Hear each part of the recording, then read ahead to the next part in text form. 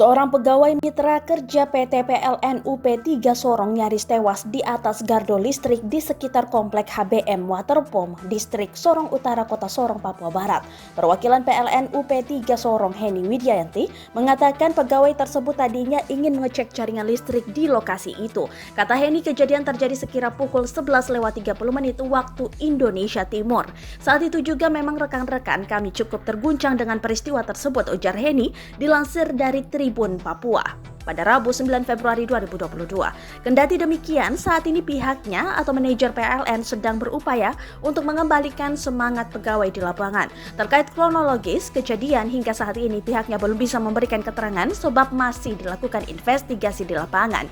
Yang pasti korban tersebut setelah kesetrum langsung kita selamatkan dan dirujuk ke RSUD John Piet Wanane untuk ditangani lebih lanjut, tuturnya. Selain itu, korban saat kejadian sudah sesuai standar keselamatan saat di lapangan.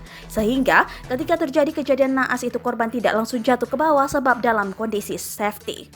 Hal itu membuat dia masih bisa terselamatkan saat kesetrum, kata Heni. Dia memang sedang melaksanakan pekerjaan rutin untuk mengecek jaringan listrik di lapangan, pukasnya.